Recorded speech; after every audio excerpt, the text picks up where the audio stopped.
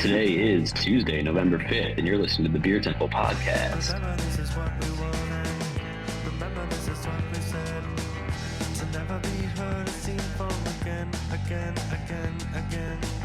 Remember, this is what we wanted. Remember, this is what we said. To never be heard or seen from again.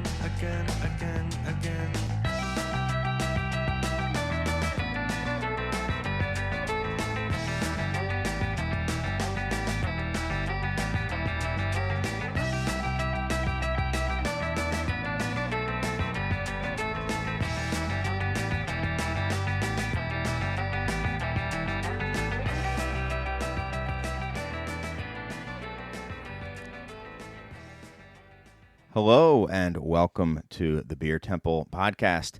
I am one of your hosts, Chris Quinn from the Beer Temple, and I am joined by your other host live via satellite from inside a plastic tube, Mike Shalau. What's up, dude? Hello. How you This is been? the first time I think I've done this on Zoom, and I didn't realize you can't really hear the song. So I had no idea when to come back in. Got it. Yeah. I was like, Okay. oh no. Yeah, You don't hear worry. like some of the vocals, it was strange, but You were muted. I'm so good, Chris. You're good. Good. Yeah, well, You're at the I'm brewery at- today. I'm at the brewery. We are recording a little earlier than usual, and I needed to passivate some tanks in the brew house because we are hopefully brewing by the end of this week. So Passivate. We It will- sounds like it's got the same root as pacify. So what are you doing? What's it mean to passivate a tank? passivation is a process of using a very strong acid and then an oxidative reaction to bring chromium, I believe, out from to the surface of stainless steel. So that way you don't actually, the theory is that the liquid never touches the actual steel. It just has a buffer of chromium. So that's why it doesn't degrade or rust, even though you have liquids touching the steel or inside the vessel of stainless steel for. So it's almost like extended period of a time. curing of it in a way or something. Yeah. Yeah, very much so. But you gotta, you use like really, really strong acids, and then you need to let them sit for a couple of days to fully get the effect. And hopefully that means we need to do that if we want to brew by like Thursday, Friday. So Okay. What's your first brew going to be? will be. All right. That sounds good. Yeah. Are you excited to, you're probably you're probably very excited, but are you also a little nervous knowing that, just different space, different geometries, the whole Yvonne debates of the thing that the beer is going to change, right? I mean, it has Totally. to. Yeah. Yeah. So we were able to. So we still have the same. Two of the same tanks we were using when we were at Beguile, the exact same geometry, obviously. And then we were able to get two more from the same manufacturer, which one is we have 7-barrel tanks. One's like a 15-barrel tank that is actually like the same. It's like we took the corner of the picture and dragged it out. So it's like a really fat, squat tank. So that one should be roughly the same geometry, just larger volume, and has the same like big open manway for us to do open top fermentation. And then the other one is the same diameter as our other tanks, but taller. So it's a 10-barrel instead of a 7-barrel. So that one might be the one we'll have to finagle a little bit more. But then there's also just like learning this brew house for the first time will be interesting. The efficiencies and all the quirks of it, I have no idea. So Okay. we'll find out. Yeah. All right. Well, exciting. Little by little, getting there. Mhm. And so how big is the, like, what do they call that? Like an auger, your slushy auger? Like at a commercial scale, how big does that need to be? The slushy auger? Are you talking about like the You know how grist they have- conveyance or the mash rakes? Well, for your slushies that you're making on a commercial scale now, Yeah. do you need to have the that's auger so they don't freeze? Right. Yeah. It's like a 200-barrel tank. So it's probably How much slushy per gotta be minute like can it? 30 feet in diameter, probably Oh, 30, that's- 35 feet in diameter of the auger. So it's basically you took like an old. It looks like the propeller from like the Titanic or something. But we put a bunch of those recommissioned it. together, and we took a lagering tank that was on its side and just run that through it, and then super chilled glycol, and we put one big like spigot so you can like you just pour them right off of there. So it doesn't get any fresher than Swickle. our 200 barrels serving tank. But it's one of the Tank beer. ones that you at 7-Eleven, Right. Oh, I get it. but with a pigtail on it. Lucre. It's lucred. Yeah. It's side pull. Yeah. Side pull. So wait a second. That brings up a very, very important question, because now you're serving all three new styles per Untapped. So which one should people log it as? It's going to be a slushy tank beer on side pull. Yeah. What do they do? You got to go with your gut. You got to decide that for yourself. I don't want to, especially on a day like today, election day. I don't want to tell you how to live your life or your experiences. You gotta take whatever box you think is most important, and will cause the least amount of fascism. Okay, that's good. Yeah, keep your politics out of my serving style. That's right. Yeah. I get it. Well, anyway, we're not here for meandering banter. We've been told not to do that, and we have a real pro on with us. We've got a special episode where it's daytime. We're pretending to be day walkers today, not cloaked in darkness like we usually prefer to do our episodes. And yeah, it's one that it's a shame that the Fade Master couldn't be here for, because really he was instrumental in setting this one up. So, but I'm excited, and it's also a first time guest, bit of beer podcasting royalty, I'd say, maybe nobility. I don't know if he's royal. He's up there. In the great class struggle, he's at least agreeing. He's definitely the second estate, at least, if we're talking in revolutionary terms. But I can't say who he is because it's a first time guest, so he has to introduce himself. So if you would, please let everyone know who you are. Hi, my name is Breandán Kearney, and I have a website and podcast called Belgian Smaak, and it's a real privilege to be here on your show today. Thanks, Breandán. Thanks for coming by. It's we're excited, and you're calling in from Belgium, right? Yeah, Belgium. Yeah, so I live in the province of West Flanders. I guess the nearest city to me would be Kortrijk, which is southwest Flanders. So in the north of West Flanders, you have the coast. You have Bruges. In the far corner, you have Poperinge Ieper, the Westhoek, the agricultural part. Yeah. And then kind of it gets a little bit more industrial as you go south towards France, Roeselare, home, of course, of Rodenbach. And then below that, Kortrijk, which is basically like 20 minutes from the French border and 20 minutes from the Walloon border. So it's kind of, it's got this, West Flemish dialect that's mixed up with a lot of the French, and it's got influences from being a border town. Historically a very important town, and it's kind of the Oud Brown region of Belgium, so that Leestrik that goes between Kortrijk, Roeselare and Oudenaarde. So that's kind of, if you go to the local cafes here, you'll be able to find the 4 or 5 big producers that produce that style, and you'll be able to buy like really dirt cheap Oud Brown on draft everywhere, basically. So that's kind of where I live. It's a small village outside Kortrijk, so it's not in the city itself, and that's where I am at the minute. Awesome. Now, Mike, can you please tell me where you are with the same geographical and historical context that Breandán just did? I'm in the beautiful Ravenswood neighborhood of Chicago that was light manufacturing for a long time along the train tracks. So we have great manufacturing zoning. I'm about several miles northeast of the Beer Temple, which is like probably one of the oldest known places to drink very expensive oud bruins in Chicago. Not dirt cheap.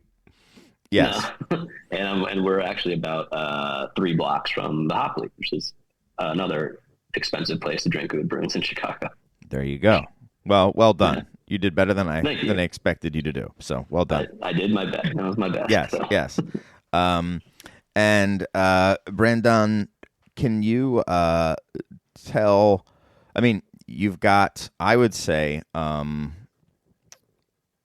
I just will come out and say it, one of the best beer podcasts out there. So can you tell us a little about your podcast? Just keeping in mind, everyone listening, you're only allowed to also listen. It's both. It's not or. You cannot unsubscribe to us in order to subscribe to his.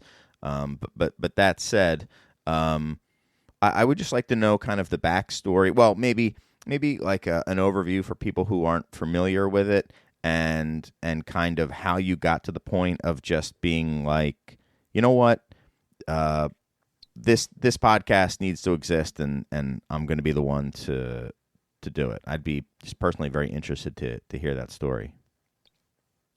Well, first of all, thank you for those kind words. I do not agree, but I really appreciate you saying that.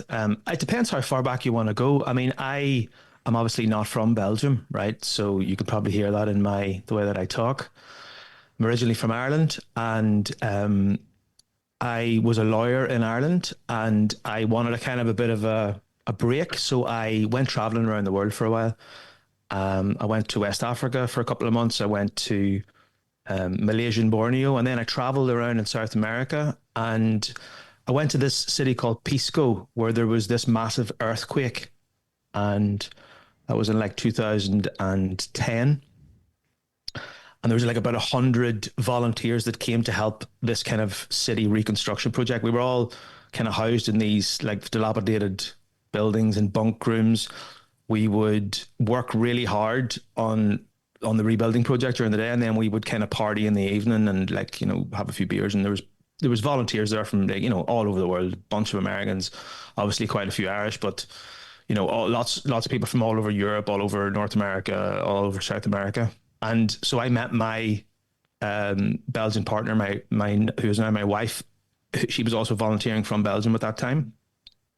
So there was a couple of years in between of back and forward between, you know, on the Brussels to Dublin Ryanair flights. And eventually I bit the bullet and moved to Belgium in 2013, 14. And before that, I didn't know shit about beer. So I, you know, obviously being Irish, I drank beer. You know, I drank Guinness with my dad. You guys, I don't know if you've been, but you'll know that like the Irish pub is like a cultural institution. It's like a pretty fantastic place to spend some time. So obviously I spent a lot of time in pubs.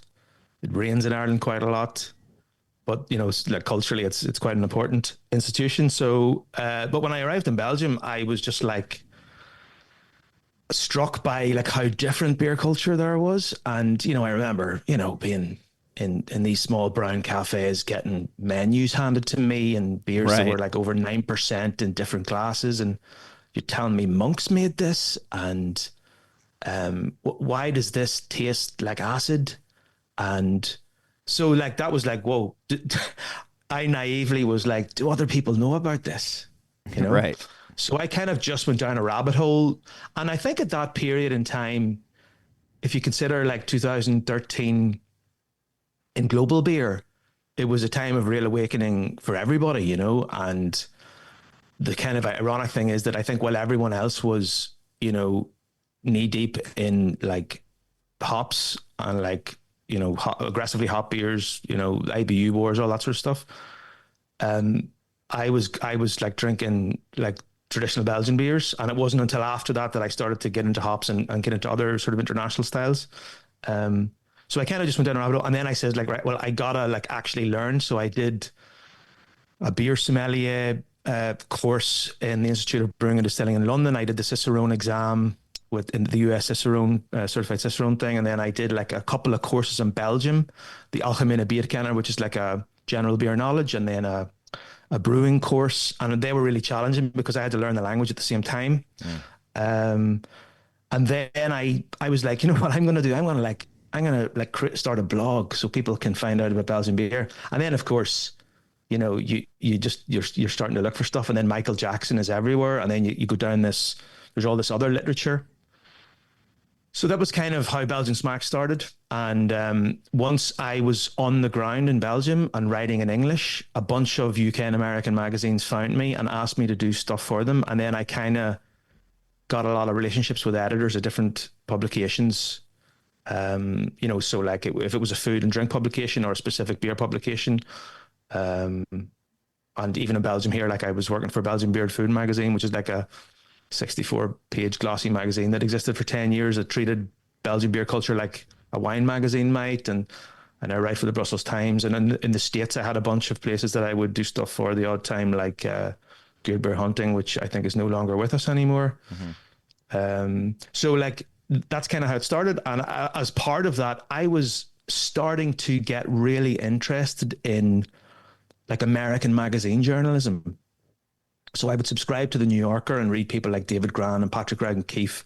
And I would subscribe to the Atlantic and I would read all these amazing GQ stories where like they were doing this incredible reporting and structuring a true story like a movie, So this was like, every scene turned, and this real story had plot points. So I was like, I wonder, has anyone done that for beer? And there are so many weird and wonderful characters in Belgium in the beer scene. It's so full of egos. It's so political. There are so many central dramatic questions. I could maybe structure a story like that. So I just kind of, I was reading these kind of magazine writers from America, and I started to try to do that. And I had all these like transcripts of like interviews I was doing with people for one story. And I had the audio because I was recording all my interviews to make sure that I was representing people properly and that I could pull the most significant parts of the chat to sort of send the message home. And I thought, well, maybe I could like use all that. I'm writing the story anyway. Maybe I could like turn this into like an audio story or a podcast. And at the time, podcasts were also becoming more accessible. It was easier to start one. So I was like, okay, I'll just start a podcast. So that's how it started. And it was kind of trying to have some sort of a narrative podcast where you could bring people along. And I do like conversational ones. I do panel podcasts now, but sort of I guess the North Star is to have some sort of a plot driven narrative that not only tells us something about beer and the technical sort of, the process of producing it in Belgium and why that's different and special, but also the human element of it, like it can be inspiring and it can be ugly and it can be beautiful and it can be tragic. And that's the shit that I like to listen to and connect with. So I was like, maybe we can do something different here. The only problem is those types of stories are really like time consuming and also like difficult because you have to like have some sort of an intellectual honesty with yourself about what matters and not just do the thing that someone else wants to hear or, like, what do you mean by that? What do you mean by that? By being intellectually honest? Yeah. Sorry. Yeah, no. So like there are stories like even for this book that I've just published, which comes out in America on the 10th of November. Mm-hmm. There you go. Well done. Put in there nice and quick. Yep. I basically like there were moments in it where I was like, I have to like tell the truth, and the truth is such a I can't, maybe I should just retract using that word at all. Sure. It's like using the word craft. We shouldn't use it, right? But I mean, like, so for example, I'll give you an example. One of the stories in the book is about a brewery called Misery. Now Misery have an interesting, they're based in the Liège Valley among this beautiful forest. It's an old manor which used to be like this therapeutic water experimental sort of scientific house, and they bought it as a dilapidated haunted house essentially. And it's a very poor area. It's one that's like been hit by a lot of sort of economic circumstances and socially as well. So it's like it has all this kind of baggage to it. But one of the things is from the beer point, it was interesting because they're one of the few breweries in Belgium brewing good hazy IPAs, which like doesn't happen, right? And they had spent a lot of time in Canada learning, but also in Vermont. So they had, been to the Alchemist and they had camped there for a while and they had met John Kimmich and all that sort of stuff. But that was really interesting in itself because if you're an international reader or a Belgian reader, you don't know really what a hazy IPA is. Like, let's talk about, the sort of water chemistry. Let's talk about how you're actually using the hops. Let's talk about the flavor profiles, the sweetness, bitterness balance, whatever. But the real thing was like these people had suffered from one of the floods in Belgium in 2021, which was like a national tragedy and like incredibly devastating, wiped away whole towns. Like I'm talking about footage of water just taking, 20 cars and then a house ripped from its roots. These people were in this manner, and people were coming up to them during the floods and saying, our houses are gone. There's people that we know are dead. Can we help you save this brewery? Can we put sandbags here? Can we do something? So, like, obviously that's just a very quick summary, but in the telling of the story to me, I was like, I became very emotional. I was like, I kind of want to tell this story of resilience and also the story of community. And there was parallels with the Alchemists because they also suffered a flood in Vermont in their old brew pub before they, moved to their production facility. So they were uncomfortable talking about it publicly to me. So I wanted to be sensitive to them, but I had to also say to them, look, this is important.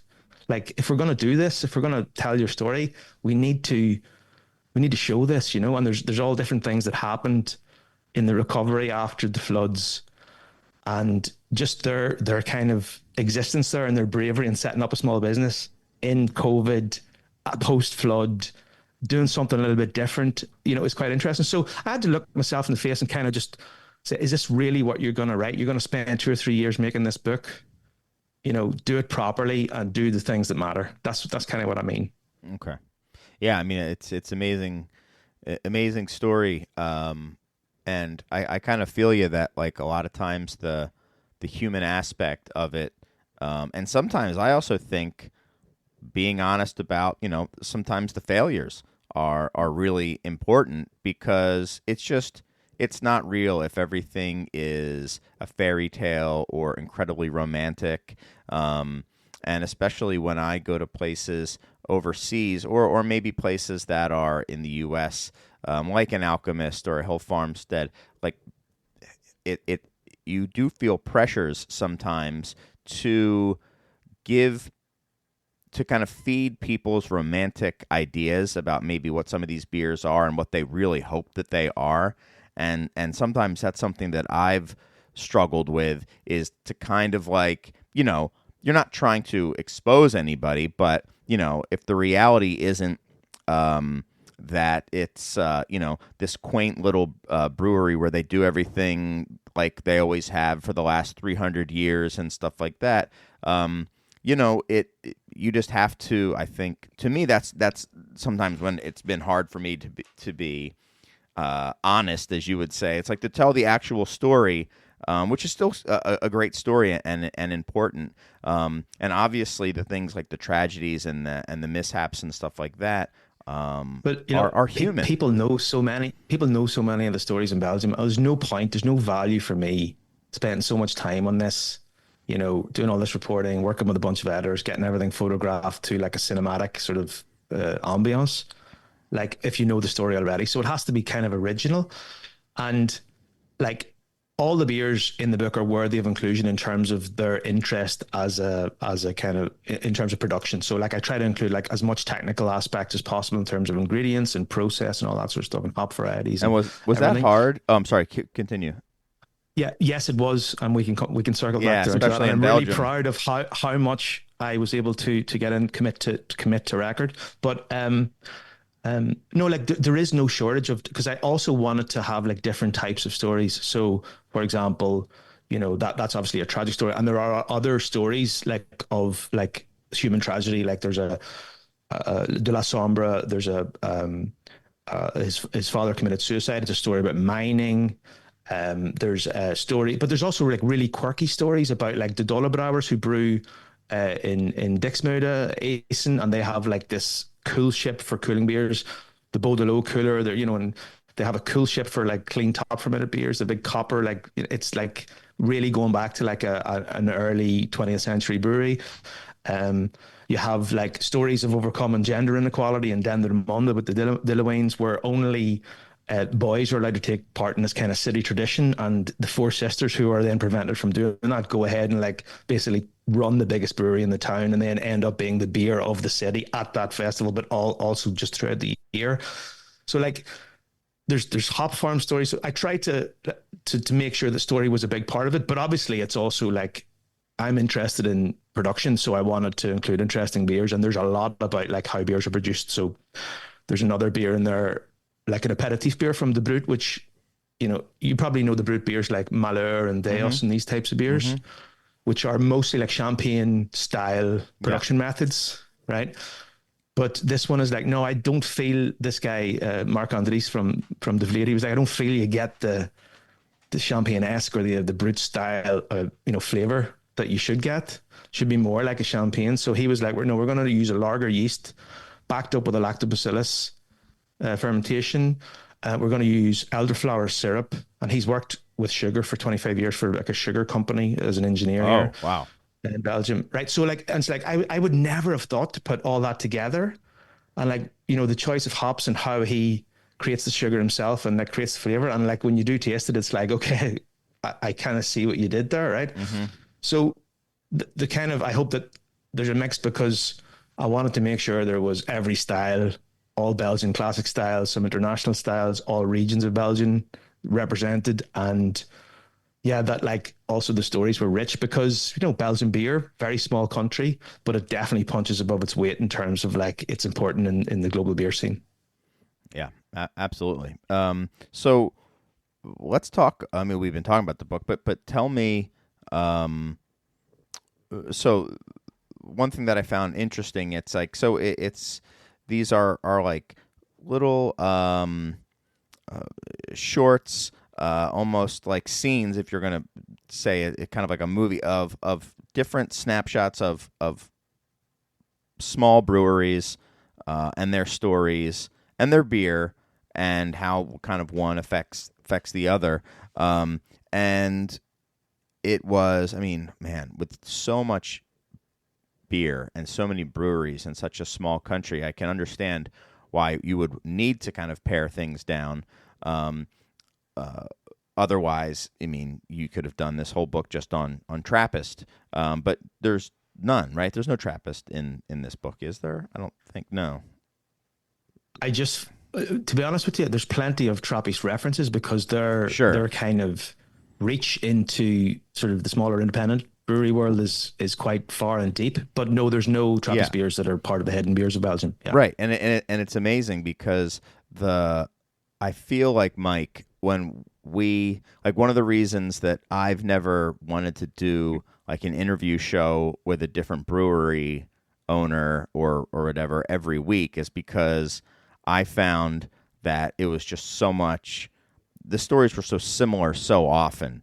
Less so maybe now than 5 and 10 years ago, but it was like, you know, I got into home brewing. I visited earlier than that. Was like I visited abroad. I came back. I couldn't get the beer, so I started home brewing. And then it was people who were kind of influenced by that. I think you're on mute, Mike. Perhaps. Am I? No, now you're not. Okay. Maybe you just weren't tripping the thing. And that was one thing that kind of struck me in this book, was how varied just the backstories were with these different breweries and these different people. And I also found, I mean, how did you come up with so you've, Breandán, had, like, you kind of have pared down, or what do you call it, your 10 rules or 10 steps for what you consider to be a hidden beer of Belgium. Yes, 10 simple rules. And could you just talk a little bit about those and also why? Like, why did you have those rules to put the beer into this book rather than just go chasing whatever tasted the best or whatever the best story was, perhaps? Well, the title of the book is Hidden Beers of Belgium. So obviously people are like, well, how do you define that? What's a hidden beer? So I kind of thought I needed to have some sort of a framework. So I had like 10 rules of beers that I thought should be represented.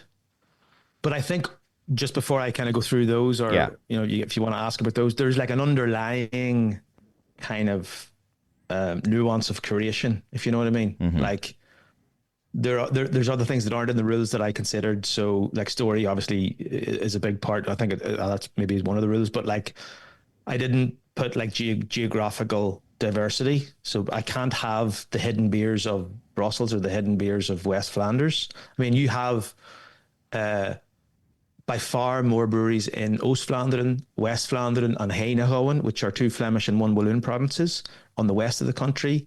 And some provinces, I really had to like search for something that was worthy of inclusion in terms of the quality of the beer and all that sort of stuff.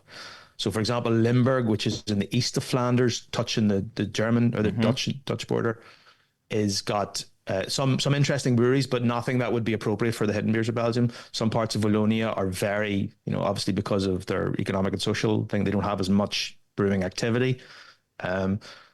Style diversity. I mean, like you said, you could do like a hidden triples of Belgium, absolutely no problem. But like, who wants that? And then another kind of underlying curation for me was like, there are producers that I think people should know about. And if there was a way for me to explore maybe one of their beers in the book and get them in that way, that was part of like my long list, my shorter list, my short list, and my rules, right? So those are things that aren't rules, but they're mentioned. But the rules are kind of straightforward. It's like, has to be produced in Belgium. So, right. You can't be getting a beer produced in the Netherlands and shipping it over for bottling in Belgium. None of that. Brewery or a blendery. So I have, I said in the book, it's like, there's a big feud in Belgium, and I'm not sure if you're aware of this, but there's a big feud between what they call bierfirmas and brouwerijen, which are basically like contract entities, commercial contract entities, and breweries. Yep.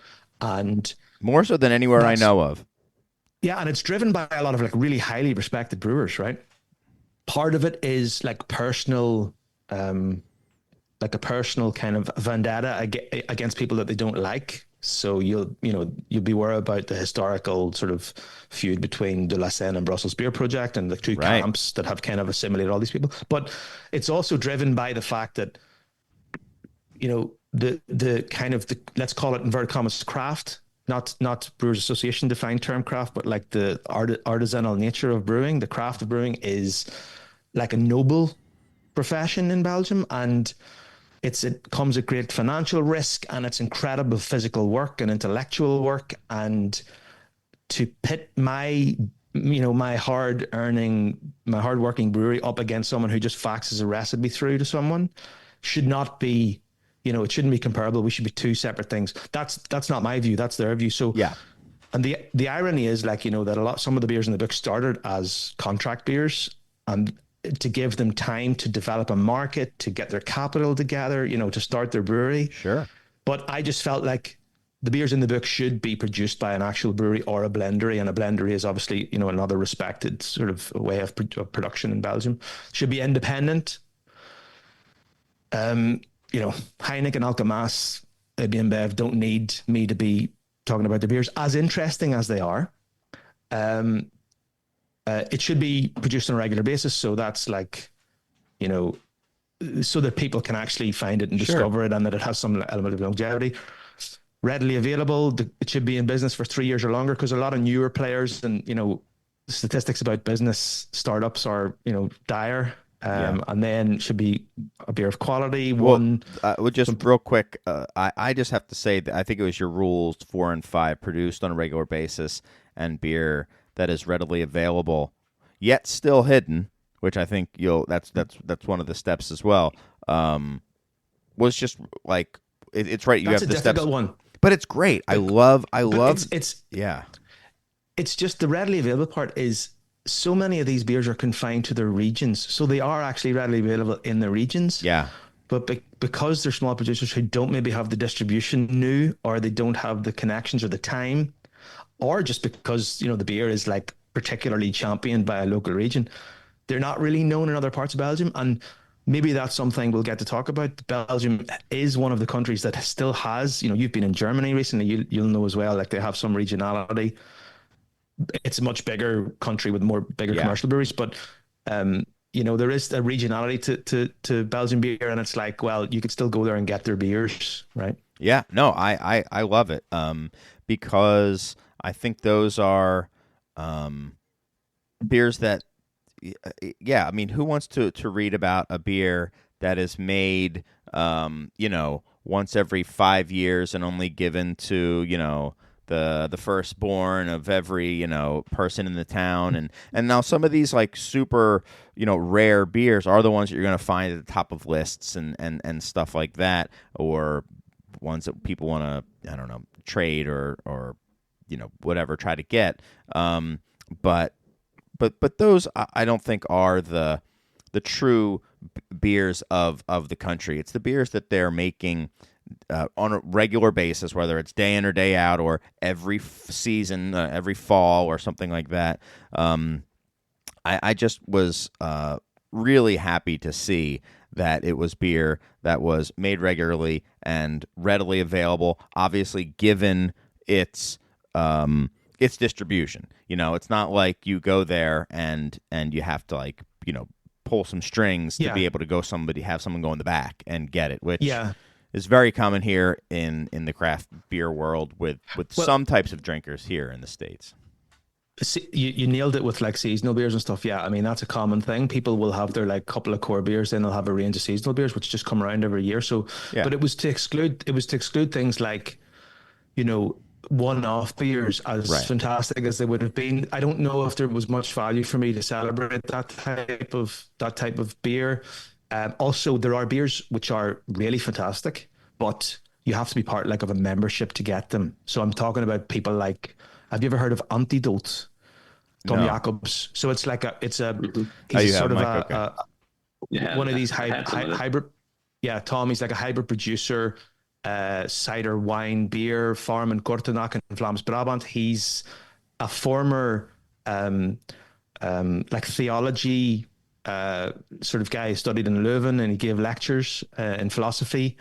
He had a small project with his brother. They are doing a lot of stuff, farming it all themselves, farming their own fruit. They're using a lot of herbs and stuff. Very interesting. But I would love to have included them in the book, but the fact that you can't get their beers unless you're in that particular membership club, that was kind of the rule to exclude those types of beers. And there are other beers like that as well that are great, and the stories are absolutely worthy of inclusion. But you have to draw the line somewhere. So you said there was also some that you had to kind of dig around for to be regionally inclusive, and you said there were others that almost, I don't know, you couldn't wait to tell the story for and kind of promote and kind of shout and just make sure everybody knew about. What was one of the breweries that you were really excited to shine a spotlight on with this book? Oh, you're going to make me choose one. One of them. All right, fine. Chris. Pick two. No, can I just pick up on a point that you made, though, about you made a point that that's the richest of Belgian beer. And actually, Belgian beer is UNESCO recognized beer culture. It's the only country in the world, right? And I think people assume that recognition comes because of Hoegaarden and Stella Artois and the big players that everyone drinks Belgian beer in other countries.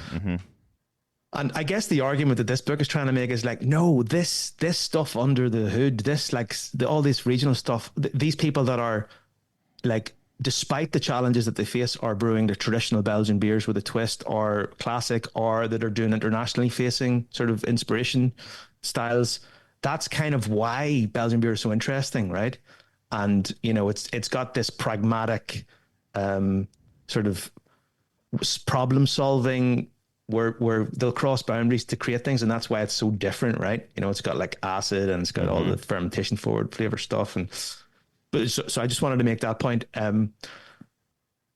Before I say which ones I couldn't wait to say, let me say some of the ones that I wanted to include. I wanted to include De La Seine in this book. Because they have been so influential. Of course. Right. When they arrived, let's go back 2009, 2010. They're small. They arrive in Brussels. I think Cantillon's the only one there. No one's paying any attention to Cantillon. And they're coming in with Zinnebeer, and they're able to tell a really good story. Their beers are of a very high quality. And they have inspired so many other producers in Belgium, and that whole wave that followed them, all looked up to the bots and to that whole project. Uh-huh. And even now, and you have it in America, I think, where one brewery does well and then all their brewers move on and start their own projects. So like Brasserie La Mule, who's not in the book, but Joël was the head brewer at De La Seine for a while and now has his own project where he's brewing exclusively German-style beers in Schaerbeek in Brussels, right? Really interesting.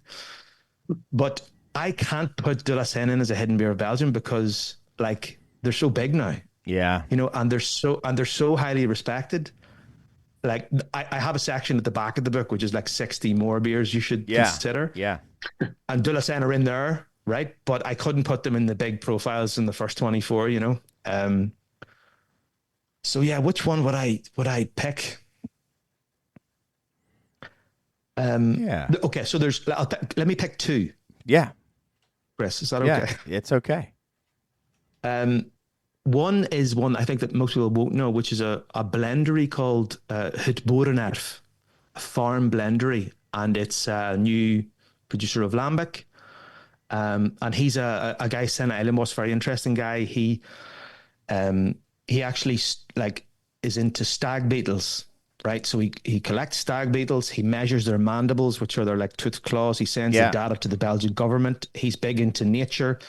He has these like Highlander cows, like the big hairy cows on his family farm. But his small family farm was in jeopardy. It was going to be sold because his parents were divorced and there was all these financial issues. And his family background was that a couple of generations before him, there was a lambic brewery right beside his farm. Okay. And it had to close when all the lambic breweries closed. So he has this legacy. There's this hang up in the family. There's just sort of a problem with the current family brewery. But he goes then for a few years and works at Drie Fonteinen. And he works directly with Michael Blankart. He works with Armand de Belder. He learns how to blend and then he starts his own project, basically saves his own family farm, gets enough together to blend in his first years to get enough money to buy his, one of the parents' shares in the brewery, in the blendery. And he knows every fruit farmer that he works with by name. He's doing really good classic Huza. He has a really good understanding of how to take all the components of blending and balance them. It's all very malsa, so that's like on the soft, citrus forward lactose side. Really good wood character, and that's just a really interesting sort of producer. Mm-hmm. And one of the things, okay. I just wanted to talk about that brewery briefly. And one of the things that I love about Belgian beer and what makes a book like this so useful. I feel like if this was about English beer, you'd have to travel to England to get pretty much any of them, hidden beers of Britain. But for this, and how do you pronounce the beer? Boerenerf is how I would. Boerenerf. So boer is a farm. Okay. Farmer. And Boerenerf means farm heritage. Right. Okay. So one of the great things about Belgian beer is how well it travels often. Because we've had this beer at the Beer Temple, which is like so amazing that like you said, they are available now. Is readily available, meaning obviously most people don't have access to a place like the Beer Temple, and even people who come here, it kind of came in and was gone, but I still think it's kind of fun. Readily available in the Beer Temple, we can say that. Yeah, right. And I'm actually quite surprised. I'm quite surprised he's made it there because I was sourcing bottles from different breweries for like launch events that I was doing in Belgium, and his was one of the first always to go, and getting it like is quite challenging, because it's very small, and he will grow obviously as he gets more stock of lambic blend. But I love it. I love it. I'm impressed that we've. That some of this stuff is being picked out by importers as being important and worthy, and kind of making it to places. Obviously, it's going to be a lot harder to get in Chicago than it is in Belgium, but it's just really awesome that these special beers with such special stories of such high quality, like you said, are available, potentially available. So. That's really awesome. Your it's second, like when you mentioned about like failure in stories, you're totally right. It's like actually that's we all fail in life, right? We all, do things that are shit and we learn from them. There's a scene in the story with Senna Elenbos at Bodenarf where he's working at Driefontein as a young sort of production worker, and he has these lambics when he's young at one of these lambic festivals that kind of tastes a little bit like hazelnut, and he's like, I'm going to make a hazelnut lambic, and he gets the permission within Driefontein to make a small experiment, and he does that, and like within a couple of weeks he's pulling samples out, and it's cloudy as shit. It looks like milk. It's like, and he takes it over to Armand de Balder, who's sitting at this big table, and he pushes the glass over to him and he says, and he was all excited, can you try my young hazelnut lambic? And Armand looks at the cloudy nonsense that's in front of him and says, he just like pushes the glass back towards him. It's like, if you don't respect this beer enough to wait for it, I'm not even going to respect it enough to taste it. Right.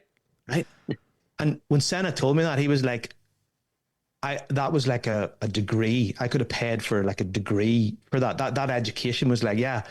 And every day when you're there, you're learning and you're getting information like that where you're like, okay, this is a different game. This what we're doing here in Lambic. So like there's lots of like failure scenes like that where it's like he's kind of, so you can get to the next level. Right. Yeah. I mean, I think it's part of growth, and yeah, if everything went perfectly, the beer would not have nearly the same amount of character. So what's your next one? Do you have another one? You don't have to if you. The second one was, I was just going to say, the second one I was just going to say was one that everyone knows. Right. So this is also what I wanted to do in the book. It is all independent producers, but they're not all the same size. Right. Right. Some of them are startup brew pubs. Some of them are family breweries, generations deep. Right. Right. Everyone knows Dupont. Everyone knows Dupont for Moinette. Everyone knows it for Saison Dupont. Right. But not that many people know of a beer from Dupont called Triumph. Right. So I was doing some general research, and I was in with the hospitality managers in one of the biggest cafes, the Grand Café of Ghent, the Verhout, which itself is a historical institution. It's like a sort of a big symbol of like the socialist history of the city. And they had a brewery there one time, and I was chatting to him, and we were talking about this smoked ale from Dupont. Right. Yeah. I never knew it existed. Have you never heard of it? Right. No. I'm always really surprised when people, so basically it's like got Dupont all over it. Right. So it's like, yeah, it's got all the like the tangerine, citrus, a little bit of black pepper in the back, really well attenuated, beautiful foam stability, and then a touch of peated like sort of malt in the back. Right. So it's like an amber, it's kind of a mix between a Saison, a Special Belge, and like a lamber ale, right? Yeah.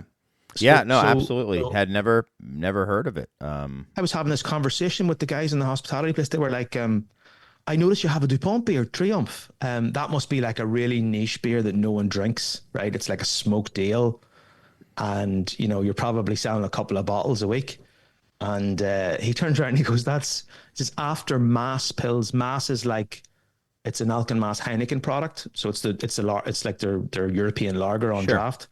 After Mass Pils, it's our biggest selling beer. Wow! And I was just like, because it's a massive cafe that has footfall of like thousands and thousands and thousands of people, like every week. So I was like, what? And then I got into the story of it, about how they got the relationship with Dupont, about how the beer that was made. And then beer was made specifically for the cafe as a one-off anniversary beer for this old institution. And they had to convince Dupont to make it. And then it was a ticking clock story, as I call it. So they're basically trying to make the beer for this event, and all the stuff that happened in between is kind of the juiciness of the story. But again, that's an example of like, yeah, everyone knows Dupont, but not everyone knows Triumph. Yeah, hidden beer of Belgium. Yeah, it's very interesting just to see, who was in there, or who was in the book, and which breweries I knew, and which I wasn't as familiar with, and I think that having a little bit of each is nice for a context. If it's simply for somebody like I would say from the States who's reading this, if it's just a book of like 200 and some odd pages where there's not a single beer that they've ever seen on a shelf, you know, that's, I guess, kind of interesting. But if there's also some that people can relate to and be like, oh, yes, this beer made it, I love it. And there's maybe not, you know, the DuPont that they've had, but one of them where I see the Dole is in here, and Velour, and Tilken, and, you know, your buddies, Blaugy, Mike, as well. So it is fun to have beers that people are familiar with. I mean, I'm assuming that people who are going to pick up the hidden beers of Belgium aren't entirely new to this style of beer or these types of breweries. Some of the smaller, more independent. So I think it's good to have not just the most obscure niche, like isolated to a tiny little region of the country. And then again, I think for our context might be quite different than a Belgian's context. I mean, maybe what is easier to get here could just have a strong importer relationship with the United States, but maybe domestically isn't the case. I mean, I'm quite ignorant of that. We just have our little sliver of kind of what comes in, but it's certainly making me just reading it, where I was trying to figure out where we're going to go next on our next beer. What's up, I got Mike? a question. Yeah. So Belgian breweries, and specifically Belgian brewers, are notorious for not being very forthcoming about techniques or even ingredients, and there's been stories on our show about people watching a Belgian brewer add something to the kettle and be like, oh, why did you add that sugar? And you're like, I didn't add that.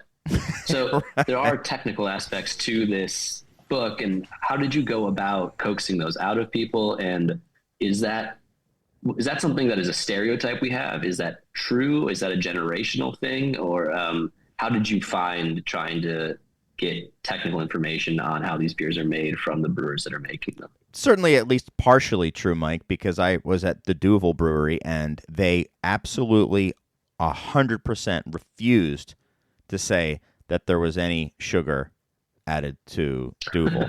I'm like, what are you talking about? But anyway. No, they didn't. Yeah. But that was like a tour guide. It wasn't anybody in production, right? It was a tour guide who was there. Like, I've been here for 20 years and I know what it is. And then we started looking for people in production and asking them about, like, you know, the sugar and stuff like that.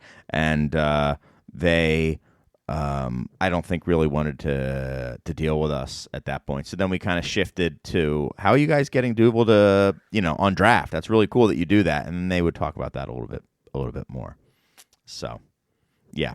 So maybe it was a tour guide, but I mean, in that case, I've done a bunch of stuff with, like, interviews with the people from Duvel, and it also has been the production brewers are very happy to talk to you because they know you understand. However, they're a bit concerned sometimes with their commercial overlords in terms of what they're allowed to say. So I just spent a lot of time with a bunch of different people in production and Duvel to, like, get to the bottom of it, and I think I got as close as I can get. And I did a story on it for Belgian Smaak, which is basically like the whole rundown on, like, not only the production, because I mean they're incredibly advanced in terms of, like, their production, in terms of, like, you know, lightning thermal load, and, you know, they haven't really figured out. Their equipment is just incredible, but, you know, in terms of hop varieties, sugar additions, all that sort of stuff, like, I got as close, I think, as anyone can get. I also recommend that episode to anyone. That's a great episode.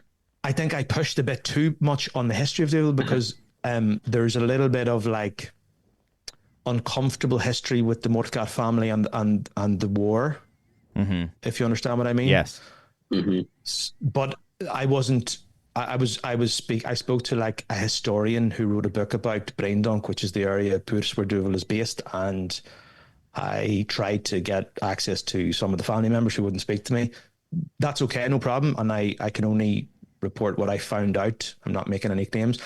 But I mean, for me, Duvel is like a super interesting Yeah. brewery, and I mean, their beers are just like, their beers are just Yeah. very, very good. No, that was just my anecdote about people being forthcoming. I mean, I have others, but that one is the one that makes me kind of chuckle. But anyway, that was me interrupting a question for you, Brendan. Sorry, Mike. No, it's a great question, Mike.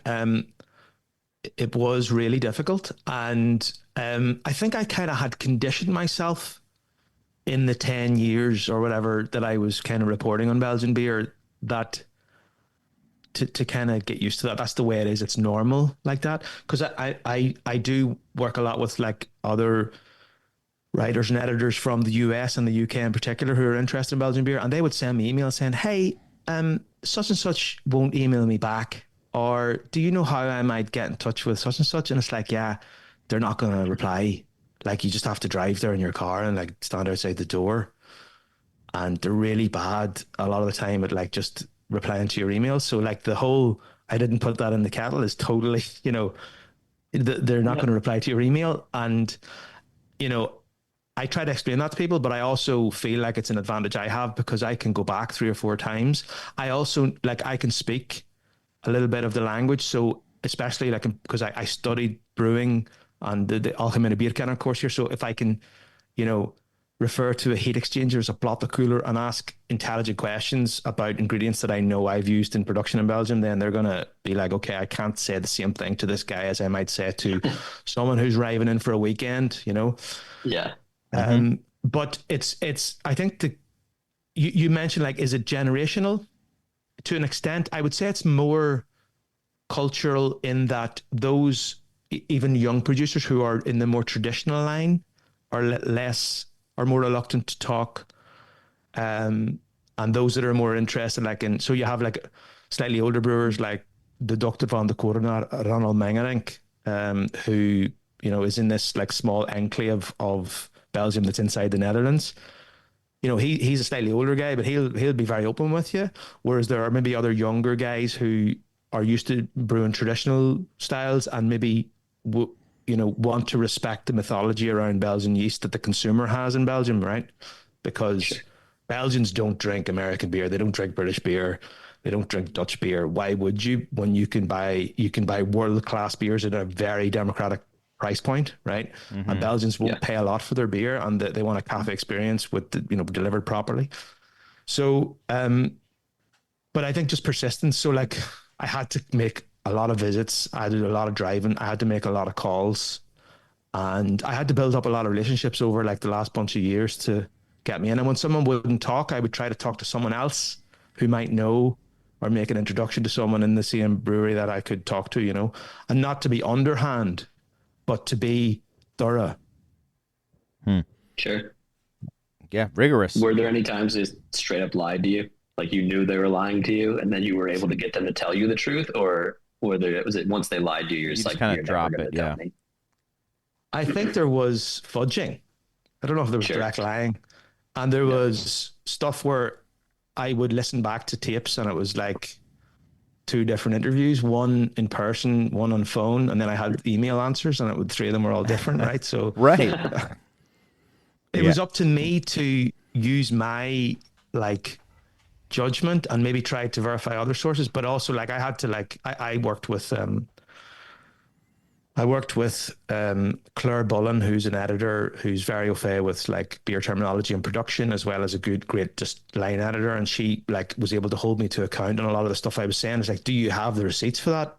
If you have the receipts, you can put it in. Is this the way you want to say that? Is this correct?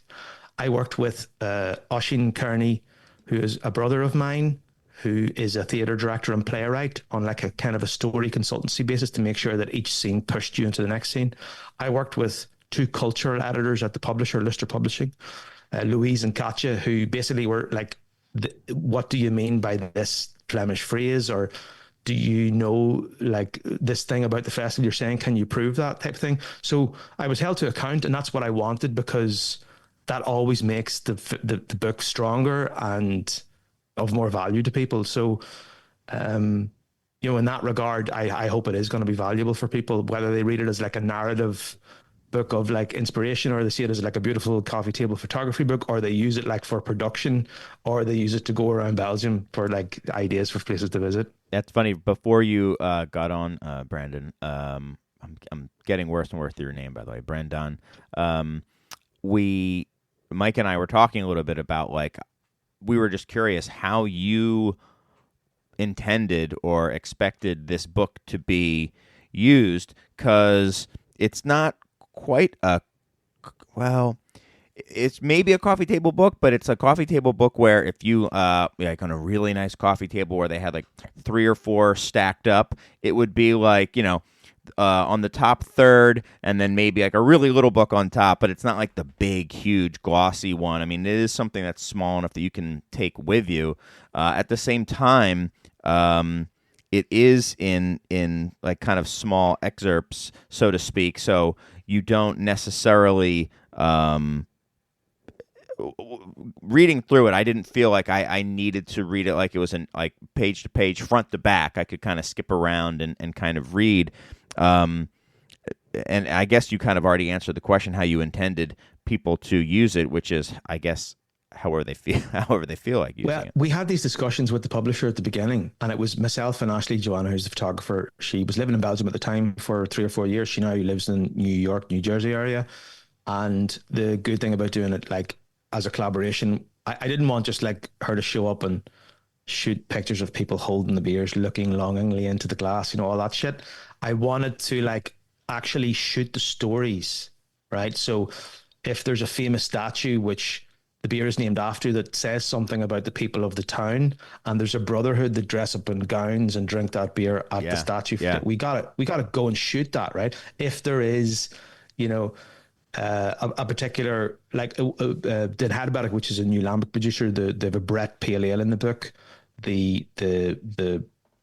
The key protagonist of that story, Claudius de Ville, is a classically trained pianist, and actually the major tension in that for him was whether he would pursue music or brewing. And he was a classically trained pianist. He tried to get a job in an orchestra. He's incredibly talented, and he studied in the conservatoire in Brussels. But of course, every orchestra only needs one piano, where they need multiple violin players. So he was sort of shooed into this cultural sort of facet of engineering and brewing. And he's now the brewer for Timmermans, lambic producer, Bourgogne de Flanders and Bruges, Waterloo, and his own family brewery. So he's like this very experienced person who's got this great font of knowledge and great work experience. So yeah, it's like, in terms of like shooting it, when I say coffee table book, I mean like cinematic, dramatic photography that is inspirational on its own. Like there are portraits of people in the book that I think say more about them as people than just like, a profile pic or of some of the things that I could just like note down. And, absolutely. I think I'm really proud of how the book looks, and like Lustre are very intentional about the production of the book itself. So we have like the embossed finish. We have the, it's a very high quality paper. It's a hardback book. And, like design and layout was like a big discussion about how we would present these fact sheets about the beer, the hero picks of the beer. How do we lay it out as if you're reading, American magazine journalism and like are just thrown into the stories, right? So in terms of like how I want people to use it, I guess it's how they want, but it should be inspirational stories, amazing photography, like consult it for your recipes, and also, take it with you to Belgium so you can plan your trip better. Yeah. I think taking it kind of with you would be fun. And there are some just amazing photographs. I mean, just kind of flipping through here. I think it's Pierre from Blaugy, just like wonderful pictures. And then just the picture of the gentleman in the middle of the hop field, or in the middle of a hop harvest. It looks like Combi. That was unbelievable. We had to like, that was like a lot of it was very intentional and like a lot of planning, because again, I had to travel around the country, but then I had to brief Ashley and say, right, here's the story. Here's what this is about. This is a story about mining in La Sombra, or about hop cultivation in Poperinge. And these are the images that I think we need. And I want you to go and like see what you can do. She got in her car. She was living in the German speaking part of Belgium over in the east. She had to drive 3 or 4 hours pretty much to get get anywhere. And, sometimes you would turn up and brewers wouldn't be there. Sometimes you would turn up to shoot a scene and it was under construction and you had to improvise. Sometimes, there was a lot of rescheduling. Ashley broke her wrist during the shooting. We had to rearrange a couple of things. She lost a hard drive and we had to reshoot things. This is how the sausage is made, right? Right. And also with the reporting, there were beers that were going to be in the book that aren't in the book.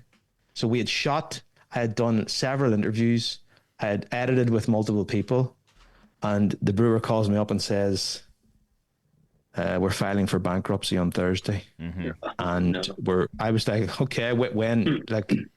And then they're like, we're moving to Brazil on Monday with our family. Right. Wow. And that's because one of the partners, Paula, the brewer, she is Brazilian, and they moved over. And it's a kind of a love story, and they met in Brazil now. And that was an Atrium, a really good brewery in Marshall. They made an amazing saison, and I was like, right, I have to reshuffle the categories. I have to, go back to reporting, and it's not that long to deadline. So no one needs to know how the sausage is made. What they need is this valuable product in their hands. Yeah. You bring up an interesting point about the realities of the businesses outside of these snapshots and outside of this book. I would just love to know personally a little bit about how you feel, what is the state of breweries of the kind that are in this book, the hidden beers of Belgium. Not even these breweries, but this kind of beer, this kind of smaller artisan beer in Belgium. What is the state of that type of beer right now, domestically in Belgium? They're hurting. I was hoping you wouldn't say that. Okay, yeah. You were. I was hoping you would be like, you know what? They're doing really great, and it's No. Yeah. No, that's one thing I realized. I would come back from long reporting days, big drives. You'd be coming back in the car. You'd put on the Beer Temple podcast as you're coming back to, as everyone does. Yeah. And correct. But when you get home, you'd be like, the sort of frequency at which everyone expressed real struggle, was a bit sort of alarming. And the interesting thing is, because I talked not just to smaller independent producers, but also to sort of regional family breweries and, a bunch of different types of producers, everyone is hurting. And I think it's not dissimilar to what's happening in a lot of other countries now in the beer industry. Consumption of beer is down in Belgium. Even in the last year, I think it's down 6%, around 6% in both retail and hospitality. Export is down 7.5% in the last year. And remember, Belgium's export 70% of beer produced in Belgium. Yeah. There is an energy crisis that is kind of not as bad as it was last year, but we have the war in Ukraine still going on and a lot of uncertainty. That also affects supply chains. It affects getting your ingredients. There's also a bit of a cost of living crisis. So people are spending differently. Brewery numbers are down a little, even though it's the first year actually that they've dipped in a long time. So, and then people are drinking less. So there's less, it's not that they're drinking less, they're also drinking differently. So I think that's also fueled by younger people's attitudes, to health and also socially how they drink. So there's a bunch of things that are happening, I think are very similar to what's happening in other countries. Maybe they're a bit slower in Belgium, or maybe it's a little bit more conservatively changing in Belgium. Low and no alcohol, I think, is probably a big sort of game in the US right now, but it's also kind of raising its head more in Belgium. I think the difference is that for those kind of pronounced fermentation flavor profiles, or, the beers that Belgium is known for, it's very hard to, it's a bit easier, let's say, to make a good quality lager alternative. but to do the same with like a triple is a little bit more challenging from a production point of view. So that's going to be difficult. But all the big producers are, including like the larger sort of family brewers, are all making like 0.0 and 0.4% versions of their sort of flagship beers, their blonde ales. But the supermarkets are like really pushing even the bigger producers. Like they're pushing out sort of the middle range of regional breweries to make room for low and no alcohol beers. And the problem is that some of those producers don't have the technology, or they haven't invested in it yet, to produce beers of low and no alcohol. So therefore what you have is shelf space being made for the very, very big players. And also most of that beer is also coming from one or two production facilities like the Proefbrouwerij in Low-Christie, like Anders over in Tongeren. So that's also something that's changing. And that's like very good family producers who once had decent distribution in supermarkets are now losing that space. And like when you're a bigger producer and you lose volume, it's way more challenging to replace. There's also a kind of a movement towards not no alcohol beers, but like lower alcohol beers. Okay. So for example, where I would go out, where a lot of Belgians go out in the cafe, the specialty beer styles are way stronger on trade than they are like sort of in like retail. Okay. So if you go out, you're going to drink like a 8% Omer from Van der Hinste, or like a Hopus from Lefebvre, or you're going to drink a Duvel, like for example, right? So it's like a specialty beer. It's a more flavorful beer. It's a higher alcohol beer. And in retail, those beers are, people are maybe drinking like a few cans of lager at home or bottles of lager at home. But with a lot of producers are now making like slightly lower alcohol versions of their like big styles. So like Omer made this beer called Ypres, which is like a 6% beer. So you might laugh and say, well, that's not a low alcohol beer, but actually that's doing really well, because instead of getting their 8.5% Omer, they drink a 6% Ypres, and that beer is like growing in volume. And they've recognized that they had a gap between their Omer and their Bokor pills at like 5%, right? So you see a little bit more of that. Like, I mean, Duranke did it with Simplex. Even people like De La Seine are like, well, people can't drink Zina beer all night, so let's get Zina pills in there and we'll get our lager. So that kind of, it's not low alcohol beer, but it's like maybe alcohol ranges which are more in common with what a lot of other countries are already drinking. But like in terms of like, you can stop me talking, by the way, when I'm just thinking. I'm just thinking through how that like stuff the is all economics made of it here. distribution in Belgium also plays a role, right? So you'll know that the game is like cafe distribution, and that's why the family brewers have remained such a thing, is like they own so much valuable property, cafe property. So if I'm in West Flanders, it's going to be like a Van der Hinste cafe or a De Brabander cafe. If I'm in Ghent, it'll be like Van Steenbergen or Heuge. If I'm in Bruges, it'll be De Halve Maan. If I'm in Leuven, it'll be Hacht, and it'll be all the Primus beers, Tongerlo. Yeah. If I'm in Oudenaarde, it'll be Roman, Romy Pils, Mons du Buisson. Up in the West Hook, you might have a bunch of Leroy pubs. So it's like when you go into a bar, you know what the whole menu is going to be based on what the signage up front is, right? Right. So it's about like, at one point, like they were getting additional beers on their lists, and there was like a kind of an expansion, and people wanted different things, and now there's like a contraction, and it's harder to get in. And the other thing that's happening is they're also struggling a little bit, and they're having all these renegotiations with their property tenants, right? The cafe owners or the cafe bosses. And then at the top, InBev and like Heineken, Alken Maas are also squeezing everybody, because they're now putting like, they know that people are really struggling at the bottom, so they're like pushing all the discounts and the actions and all that sort of stuff. And what you kind of see in Belgium, which I haven't seen, it's happening more and more frequently now, is like a consolidation at the lower end. So you take someone like Doc, which is like this brew pub in Ghent, right, in the old north sort of dock area where the warehouses and all are. It's like it's a really cool place with like smoked meat pizzeria. It's it's very trendy. They've got great beers.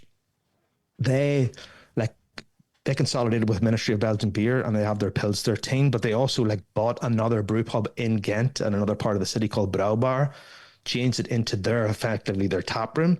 So like these smaller producers are like, they're like buying each other out. So that's like evolving the way it did maybe 40, 50 years ago. Another example is you probably know in America, Brasserie de Ranke, famous for XX Bitternal. They bought a very famous brand in Limburg on the east of the country called Bink, which is a beer famous in Sint-Truiden, right? Mark Lee May owned that. He was a fairly respected guy. It's an old like cobblestone sort of farmyard place over in Sint-Truiden, and Bink is the name of the Sint-Truiden artists. The people from there, they're Binks, and they basically bought that right on the other side of the country. And it's like there's this consolidation that I haven't really seen before, but it's coming more and more as like the smaller entities become more business savvy, and as the sort of market shakes out a little bit. So realizing maybe the size helps them kind of withstand some of this weather. It is a shame. I mean, it looks like these are just international trends and forces at play, because it's, I mean, all the same stuff that's happening there is happening here as well. I guess there's a reluctance though in Belgians to like move to international. So I agree with you that there is some stuff that's just happening everywhere, and that's mostly to do with business models. But like Belgians aren't brewing hazy IPAs. There aren't aggressively hot beers. Flavors are still very regional. You get more sweet triples in Liège. You get more lambics in the Pieterland. You get more Old Bruin in the Leestrik. You get more Saison and Heinehoven. You get more whip beers from younger producers in Brussels and Leuven, right? So that has maintained bottle conditioning. People don't can. Only the very brave are canning. Right? Yeah, I was surprised to see even a few in your book. There are a few cans in the book, There are a few, and those are the ones that are like, we have to, because, they understand the sort of science of canning, and they want to be brave about like packaging choices. Right. I guess the only thing that I've seen some really interesting stuff happen is in like the world of acid. So like mixed and spawn and hybrid projects like that. So there's been, I guess, you have recent years, you've had like Lambic Fabrique, you've had Den Herberg, Gastemont. You've got two Eilenbosch families. Brussels Beer Project have their Dansart project. Taymans is like six brothers whose grandfather used to own a Lambic brewery.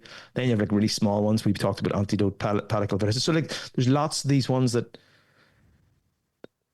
are kind of happening, and they're most of them are pretty small projects, but that's kind of exciting. And for me, Lambic is interesting because it's full of the biggest egos and the most politics.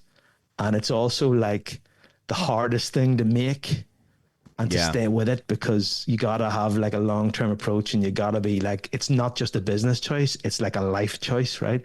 Yeah. And there's all sorts of politics now with like, Girardin, de Fontaine have left Toral, Cantillon were never there. The Cam kind of doesn't really want to be there, but is staying there because he knows the business power of the Tour de Cuse and all that sort of stuff. So, it's very fascinating. I was shocked, just like kind of just as a side note. What is the name? What is the name of the documentary that came out? The Bottle Conditioned. Yeah, Bottle Conditioned. I went and saw Jerry Frank, a special screening of that, and with some people pretty into the lambic world, and I watched it, and I kind of came away with, okay, that's kind of just my kind of take on things. And other people came out fuming. I was like, what was there to fume about in there? But it's just so political and so almost ideological about what is your ideology of Gueuze and lambic, and it is fascinating, and such big personalities, a lot of big personalities, like a lot of ego. Won't speak to you because you if you speak to Lindemans, we won't speak to you. It's like I want to be the weird Irish guy who asks the stupid questions, and I'll talk to everybody. I'll talk to Hansens and the Truck. I'll talk to Mort Supit, but I'll also sit down with Jean Van Roy. I'll also sit down with, we did a really good podcast with Armand de Belder. I'll sit there with Stella Eilenbosch. Show me the whole world, and I'm gonna poke so I can understand why this is so fascinating. Right. Absolutely. outside the world of the acid beers, though, there are still some small players like coming onto the scene and starting things up. Are there hope for some new guys, or is it more just carrying on the tradition of some of these older breweries in Belgium? No, that there is, there are like, there's a lot of activity. It's probably slower now. And you have, I mean, there you have like Tipsy Tribe, Le Surrealiste. These are like ones that seem to be doing okay. I think it really helps though if you're in an urban area where you Right. can also benefit from like a tap room model to get some margin at the front, right? Yeah. Because I think with distribution now, it used to be like regional, like they call them depots or like family distributors. Yeah. Were very important because they have a whole roster of like brilliant beer cafes, and if you can get on with them, you can get your beer in those cafes. But that's becoming way more competitive, and also because people are maybe less experimental with what they drink now post COVID, and for all the reasons we discussed, taking on new breweries is more difficult. So there are people doing really interesting things, and I think it's just a matter of you have to come with the whole package right now. You have to come with great marketing, really good beers, an interesting story, and a good business model. Mike, did you get everything you needed to get done back there? I know this is an audio medium, but we saw you walking there. You had your gloves on and everything. Yeah, sorry, I had to move the passivation acid from one place to another. So much of the life of a brewer is sitting there and watching liquid go either around in a circle or from one vessel to another. And I don't want to count how many minutes and hours I've spent doing that. But yeah, I just had to do a quick changeover. Yeah. Mike, is there anything else that you wanted to discuss about just Belgian beer of this style, generally speaking, or pacification of Belgian the beer? Podcast. Was there any particular podcast where you felt like you really found the voice of the podcast, or an interview where you really figured out, not that you were onto something, but that there was something really going on in general, like, or yes, that you were onto something? Was there like, because the first two podcasts were Rudy, right, from Rodenbach, and then you went American Belgian, right, and it was Rob Todd and Jason Perkins, who writes the foreword to the book. Rob Todd writes the foreword to Hidden Beers of Belgium, which is like a real honor for me. No, but they come to Belgium regularly. You know that. Yeah. Do you know Don Bixel? I don't. Sorry, that's an inside joke about Rob Todd. But big fan of Rob Todd. Did you know the podcast is so beautifully done? When did you know immediately what it was going to be, or was there an interview where you figured it out? No, I did figure it out as I went. I think I just started listening to like a lot of narrative stuff, and then I tried it because at the start it's just my baby, and I can do whatever I want with it essentially. And I think the time that I realized that I kind of had it the way I want it to be was actually not a beer story. It was some food stories. Because I started to get really interested in like the weird story of like mayonnaise or fries. I don't know if you've heard any of those podcasts, but it's like, yeah, of course. Listen to all of them actually. Those ones are like, I had a lot of people email me and say, hey, when I started listening to a podcast about like Belgian endive, I was like, this is going to be so fucking boring, but I couldn't stop listening because of like the way that I kind of had structured it, and like even like so with the Fries podcast, like I open it with like Stromae, who's this Belgian like DJ in concert shouting abuse at French people about calling them French fries, and like for the mayonnaise one, I open with actual audio from the news of this like a protest group throwing mayonnaise at the Belgian Prime Minister, and I got the audio from like the Belgian like news association, and like he got them, and then like he's covered in mayonnaise, and he makes a joke about mayonnaise, and then we go into like discover like that mayonnaise in Belgium is actually of a higher food standard than any other mayonnaise in the world. I'm like, what? And I got all these like French chefs on, and so it's like I can pull you along and like have a sort of a climax that we build to where there's stakes in the story that tell you something about like a fucking nation's culture or about some some human who wanted to reinvigorate like the mayonnaise heritage of its country. What a ridiculous quest, but what an absolutely fascinating one. And that comes from like Yeah. listening to, you know, like This American Life or like Headliner and all those types of great podcasts that have like brilliant storytelling. And I was like, maybe I can do that for beer. I don't know if I can, but I'm gonna bloody try. Well, as someone, Cool. I can tell you how envious I am of your dedication and drive to produce such well thought out and well formed stories, because it's great. It's awesome to listen to, and those are the best stories. Is when it can be about Belgian endive, and you're just about to flip on to the next one, and then an hour later, you're telling your wife how cool Belgian endive is. I mean,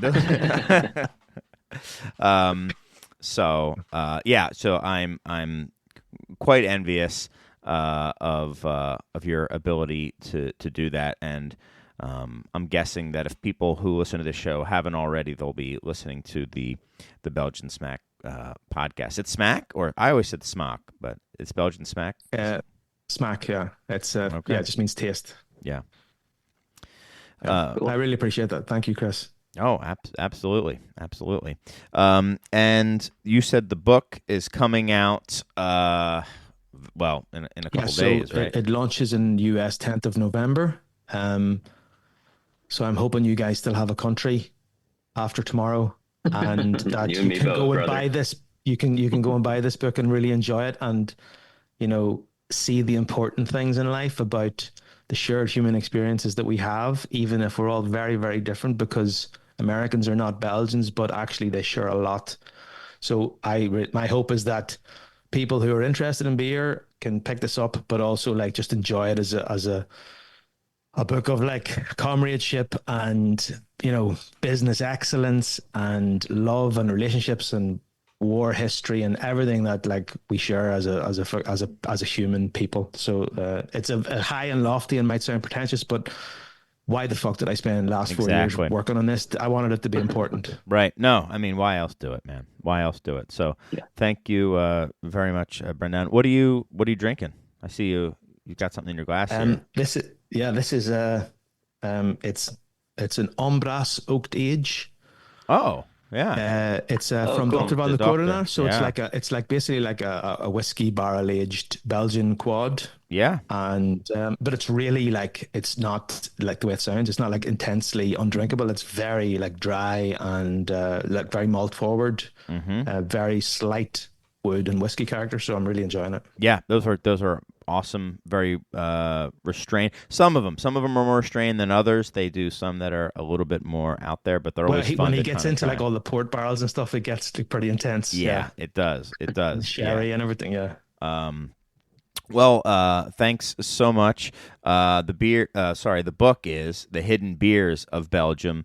I will say, I think you mentioned a book to kind of carry around with you if you're on, if you ever visit Belgium.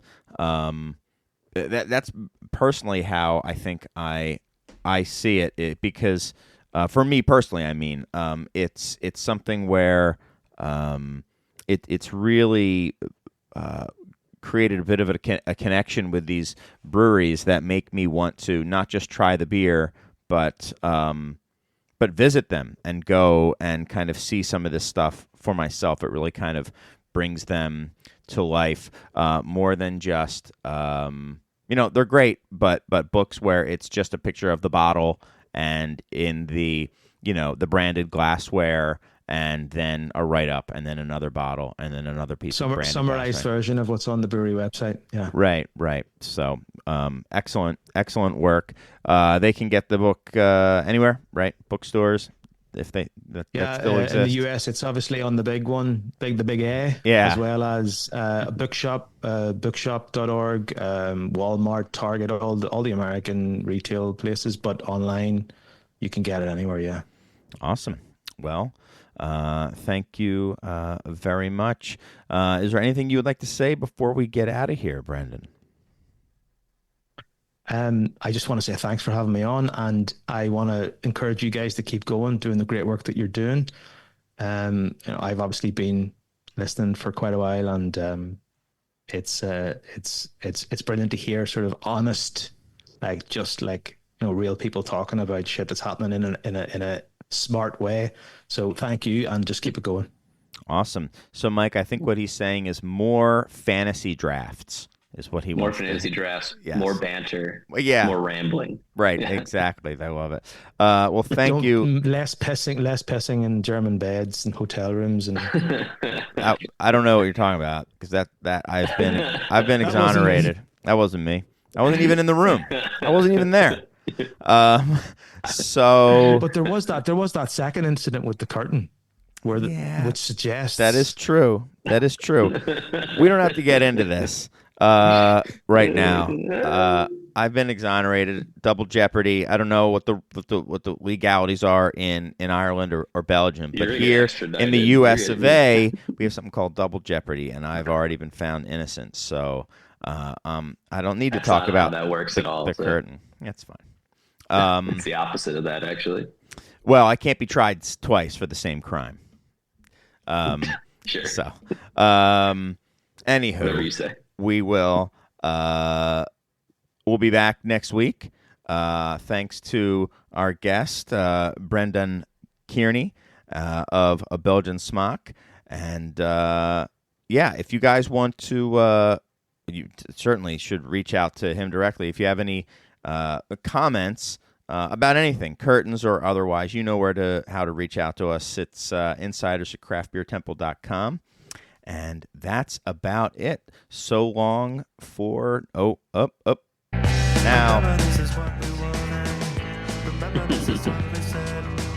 To never be heard or seen from again. Remember this is what we wanted. Remember this is what we said. To never be heard or seen from again. Remember this is what we wanted.